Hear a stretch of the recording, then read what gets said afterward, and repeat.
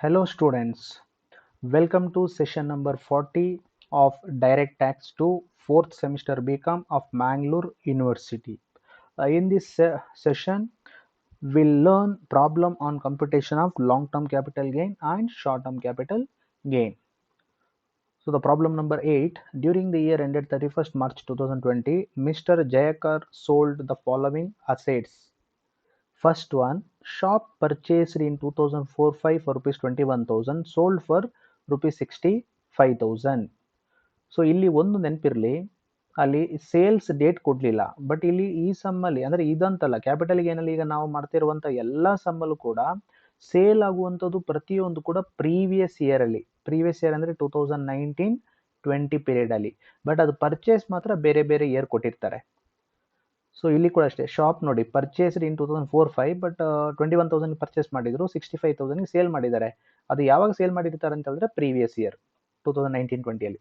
Second, machinery purchased in 2001-2 costing rupees 5,000, written down value on 1/4/2019 32,000, sold for rupees 84,000. ನೆನಪಿರಲಿ, ಎಲ್ಲ depreciable asset ಅನ್ನ calculate ಮಾಡುವಾಗ written down value as on 1/4/2019 ತಗೋಬೇಕು. ಅದರ purchase price ಏನಲ್ಲಿ casting 2001-2 ಅಲ್ಲಿ 50,000 ಕೊಟ್ಟಿದ್ದಾರೆ ನೋಡಿ, ಅದು ಇರ್ರಿಲೆವೆಂಟ್, ಅದನ್ನು ನಾವು ತಗೊಳ್ಳೋದಿಲ್ಲ. ಸೊ ಡಿಪ್ರಿಷಿಯೇಬಲ್ ಅಸೆಟ್ ಅದು ಯಾವತ್ತೂ ಕೂಡ ಬರೀ ರಿಟರ್ನ್ ಡೌನ್ ವ್ಯಾಲ್ಯೂ ಅನ್ನೇ ತಗೋಬೇಕು ಆಸ್ ಆನ್ 1st April. ಅಂದರೆ ಯಾವತ್ತು ಡಿಪ್ರಿಷಿಯೇಬಲ್ ಅಸೆಟ್ ಶಾರ್ಟ್ ಟರ್ಮೇ ಆಗಿರುತ್ತೆ. Next, furniture purchased on 1/5/2019 for rupees 1,000, sold for rupees 3,800. 2019 ಅಲ್ಲಿ ಪರ್ಚೇಸ್ ಮಾಡಿ ಸೇಮ್ ಪ್ರೀವಿಯಸ್ ಇಯರೇ ಸೇಲ್ ಮಾಡಿರ್ತಾರೆ. ಸೊ ಅದು ಸಹ short term. Machinery A purchased on 1/10/2019 for rupees 20,000, and machinery B purchased on 1/5/2019 for rupees 10,000, depreciation at 15%, sold for rupees 88,000. ಇದು ಎರಡೂ missionary ಕೂಡ previous year 2019 ಅಲ್ಲೇ ಪರ್ಚೇಸ್ ಮಾಡಿ 19 ಅಲ್ಲೇ ಸೇಲ್ ಮಾಡಿದ್ದಾರೆ. ಹಾಗಾಗಿ ಡೈರೆಕ್ಟ್ ಆಗಿ 88,000 ಇಂದ ಎರಡು ಮಿಷನರಿನ 88,000 ಸೇಲ್ ಮಾಡಿದ್ದಾರೆ. ಬಟ್ ಪರ್ಚೇಸ್ ಮಾಡುವಾಗ ಒಂದು 20,000 ತಗೊಂಡಿದ್ರು, ಮತ್ತೊಂದು 10,000 ಪರ್ಚೇಸ್ ಮಾಡಿದ್ರು. ಸೊ ಟೋಟಲ್ ಆಗಿ ಎಷ್ಟು ಖರ್ಚು ಮಾಡಿದ್ದಾರೆ ಪರ್ಚೇಸ್ ಮಾಡಲಿಕ್ಕೆ? 20 + 10 30,000. ಈ 30,000 ಡೈರೆಕ್ಟ್ ಆಗಿ 88,000 ಸೇಲ್ ಪ್ರೈಸ್ ಇಂದ ಮೈನಸ್ ಮಾಡಿದ್ರೆ ಸಾಕು. ಸೊ ಅದು short term. One residential house purchased in 2007-8 for 50,000, sold for rupees 9 lakh. ಯಾವಾಗ ಸೇಲ್ ಅಂತ ಹೇಳಿದ್ರೆ ಪ್ರೀವಿಯಸ್ ಇಯರ್ ಅಲ್ಲಿ. Government bond purchased in June 2012 for rupees 30,000, sold on 15/10/2019 for rupees 1,55,000. So ಇದು ಸಹ ಲಾಂಗ್ ಟರ್ಮ್, 2012 ಇಂದ 2019. Agricultural land in Agra purchased in 1999-2000 for rupees 10,000, fair market value as on 1st April 2001 being rupees 18,000. ಈಗ ಅಲ್ಲಿ purchase price or fair market value ಯಾವತ್ತೂ ಕೂಡ 1/4/2001ಗಿಂತ ಮುಂಚೆ purchase ಮಾಡಿದರೆ ಅದನ್ನು fair market value as on 1/4/2001 ಕೊಡ್ತಾರೆ. ಅದರ ಜೊತೆ ಕಂಪೇರ್ ಮಾಡಿ ವಿಚ್ ಎವರ್ ಈಸ್ ಹೈಯರ್ ಅನ್ನು ತಗೋಬೇಕು. ಸೊ ಇಲ್ಲಿ 10,000 ಆರ್ 18,000 ಯಾವ್ದು ಹೈಯರ್? 18,000. ಅದುವೇ ಕಾಸ್ಟ್ ಆಫ್ ಎಕ್ವಿಸಿಷನ್ ಅಂದರೆ ಎಕ್ವಿಸಿಷನ್ ಅಂದರೆ. Sold for rupees 11 lakh. ಅದು ಸಹ ಲಾಂಗ್ ಟರ್ಮ್.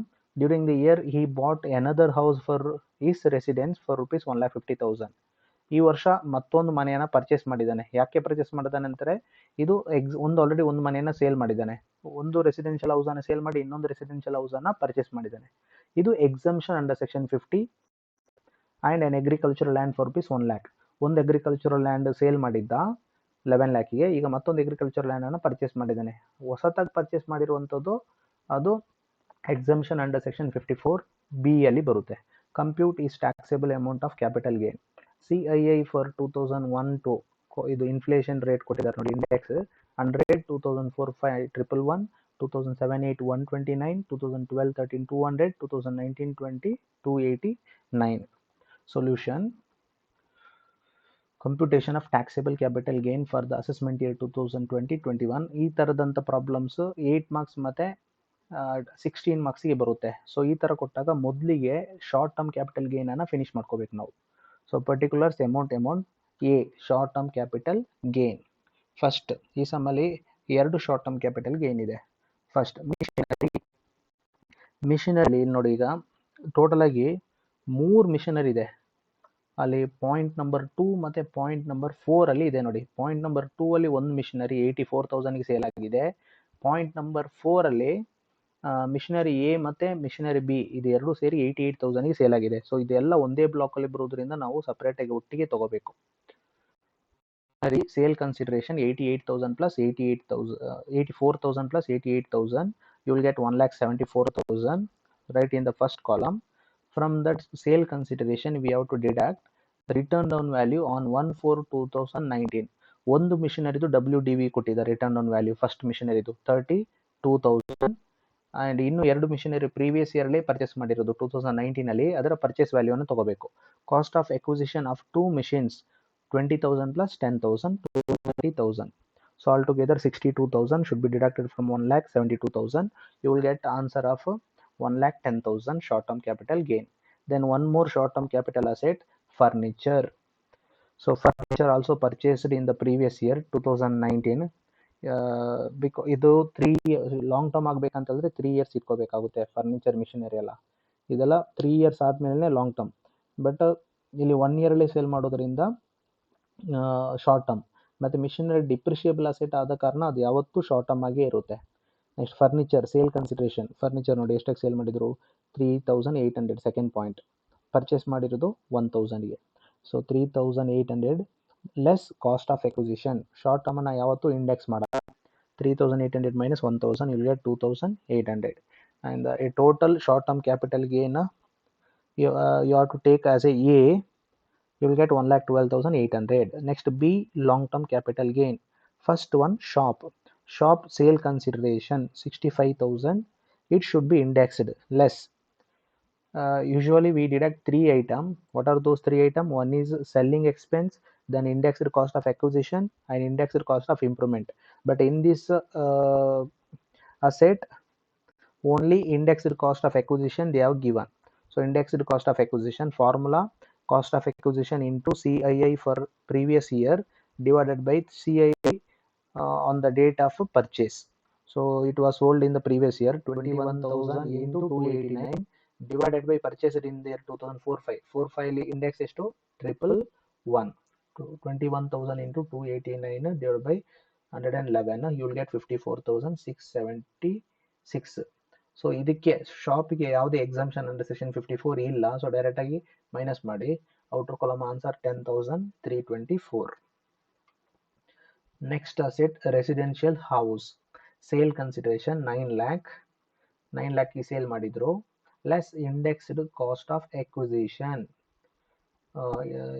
ಇಲ್ಲಿ ರೆಸಿಡೆನ್ಷಿಯಲ್ ಹೌಸನ್ನು ಪರ್ಚೇಸ್ ಮಾಡಿದ್ದು 50,000ಗೆ.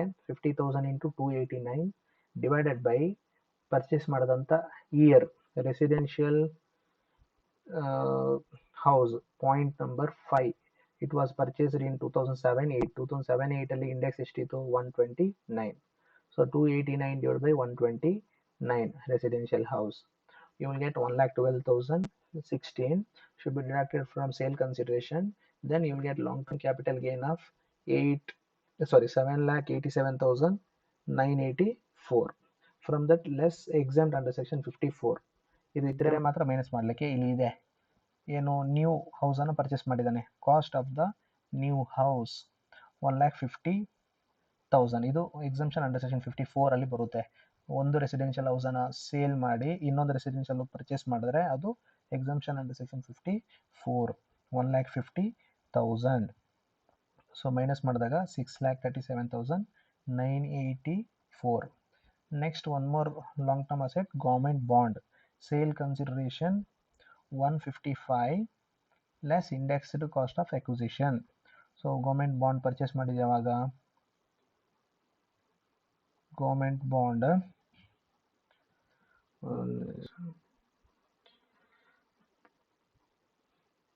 Government bond 30,000 into 289 divided by 200 you will get 43,350 should be deducted from 1,55,350. so you will get answer of 1,11,650. next asset agricultural land. Sale consideration rupees 11 lakh less indexed cost of acquisition 18,000 into 289 divided by 100 52,000. you will get long term capital gain of 10,47,980. next less exempt under section 54B ಯಾಕಂದರೆ new agricultural land purchase ಮಾಡಿದ್ದಾರೆ 1 lakhಗೆ. So ಅದನ್ನು minus ಮಾಡಿದಾಗ 9,47,980. So ಅಲ್ಲಿಗೆ long term capital gain ಮಾತ್ರ total ಮಾಡಿ ಅದನ್ನು B ಅಂತ ತಗೊಳ್ಳಿ. B total of LTCG 17,07,938. ಆನಂತರ ಎ ಮತ್ತು ಬಿ ಶಾರ್ಟ್ ಟರ್ಮ್ ಮತ್ತು ಲಾಂಗ್ ಟರ್ಮ್ ಎರಡನ್ನು ಆ್ಯಡ್ ಮಾಡಿ. So you will get total taxable capital gain of 18,20,738. So next, one more problem. Miss Shreya purchased an agricultural land in the previous year 2003-4 for rupees 2 lakh and brokerage of 1% on the same. On 10th April 2019, she transferred this land for rupees 27 lakh and incurred 0.75% brokerage in August 2019. She purchased agricultural land in area for rupees 6,80,000 and paid commission at 1% in March 2019. This agricultural land was sold for rupees 9 lakh. Compute taxable capital gain for the assessment year 2020-21. CII for 2003-4 109, 2019-20 289. So ಇದು May 2018 ಅಲ್ಲಿ ಬಂದಂಥ question. Computation of taxable capital gain for the assessment year 2020-21. Sale consideration 27 lakh ಈ sale ಮಾಡಿದ್ದಾರೆ less selling expense 27 lakh into 0.75%, 20,250. Second one indexed cost of acquisition. ಇದನ್ನು ಎಷ್ಟಕ್ಕೆ purchase ಮಾಡಿದರು? So ಅಲ್ಲಿ ನೋಡಿ, first purchased in agriculture land in the previous year 2003-4 2 lakhಗೆ purchase ಮಾಡಿದರು, plus 1% brokerage ಕೊಟ್ಟಿದ್ರು. ಆ ಬ್ರೋಕರೇಜನ್ನು ಆ್ಯಡ್ ಮಾಡ್ಕೋಬೇಕಾಗುತ್ತೆ. ಸೊ ಅಲ್ಲಿ ನೋಡಿ, indexed cost of acquisition 2 lakh plus 1% of 2 lakh ಅಂದರೆ ಎಷ್ಟು? 2,02,000. 2,02,000ನ ಇಂಡೆಕ್ಸ್ ಮಾಡಬೇಕಾಗುತ್ತೆ.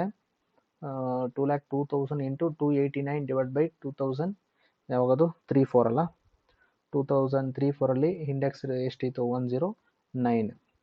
ಸೊ ಅಲ್ಲಿಗೆ 5,35,578 ಸಿಗುತ್ತೆ. Next indexed cost of improvement ಯಾವುದೂ ಇಲ್ಲ, ನಿಲ್, 5,55,828.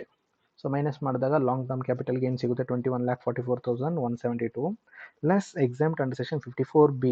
54B ಯಾಕೆ ಅಂದರೆ ಇಲ್ಲಿ ನ್ಯೂ ಅಗ್ರಿಕಲ್ಚರಲ್ ಲ್ಯಾಂಡನ್ನು ಪರ್ಚೇಸ್ ಮಾಡಿದ್ದಾರೆ ನೋಡಿ ಲಾಸ್ಟಿಗೆ. Brokerage she purchased agriculture land in areas for rupees 6,80,000 ಕೊಟ್ಟಿದ್ದಾರೆ. ಅದು exemption under section 54B. Cost of the new agriculture land 6,80,000 plus 1% brokerage ಕೊಟ್ಟಿದ್ದಾರೆ. ಆ 1%ಅನ್ನು ಆ್ಯಡ್ ಮಾಡಿ. ಸೊ ಅಲ್ಲಿಗೆ 6,86,800 ಬರುತ್ತೆ. ಮೈನಸ್ ಮಾಡಿದಾಗ taxable long term capital gain ಸಿಗುತ್ತೆ 14,57,372. ಆ ನಂತರ ಆ ನ್ಯೂ ಅಗ್ರಿಕಲ್ಚರಲ್ ಲ್ಯಾಂಡನ್ನು ಸೇಲ್ ಮಾಡಿದ್ದಾರೆ. This agricultural land was sold for rupees 9 lakh ಅಂತ ಕೊಟ್ಟಿದ್ದಾರೆ ನೋಡಿ. ಅಲ್ಲಿ ನೋಟ್ ಇದೆ ನೋಡಿ, agricultural land purchased in the rural area is not a capital asset but exemption under section 54B is available. ಇದನ್ನು ಸ್ಟಾರ್ಟಿಂಗಲ್ಲೇ ಯಾವುದು ಎಕ್ಸೆಪ್ಷನ್ ಅಂತ ಇತ್ತು ನೋಡಿ, ಆ ಯಾವುದು exception to the capital gain ಅಂತ ಸೆಷನ್ 32 ಅಲ್ಲಿ ಎಕ್ಸೆಪ್ಷನ್ಸ್ ಅನ್ನು ಕೊಟ್ಟಿತ್ತು, ಎಕ್ಸೆಪ್ಷನ್ ಟು ಕ್ಯಾಪಿಟಲ್ ಗೇನ್ ಅಂತ. ಆ ಎಕ್ಸೆಪ್ಷನ್ ಅಲ್ಲಿ ಇದೆ agricultural land in rural area or agricultural land sold in the rural area, it is not a capital asset. So ಹಾಗಾಗಿ ಇಲ್ಲಿ ಪರ್ಚೇಸ್ ಮಾಡಿರೋದನ್ನು ಎಕ್ಸಂಪ್ಷನ್ಗೆ ತಗೋಬೇಕು, ಬಟ್ ಅದನ್ನು ಮತ್ತೆ ಸೇಲ್ ಮಾಡಿದಾಗ ನಾವು ಎಕ್ಸಂಪ್ಷನಿಂದ ಏನು ವಿಡ್ರಾವಲ್ ಏನು ಮಾಡುವಾಗೆ ಇಲ್ಲ. ಸೊ ಹಾಗಾಗಿ but when this agriculture land is transferred within 3 years, capital gain exemption is not withdrawn. Okay.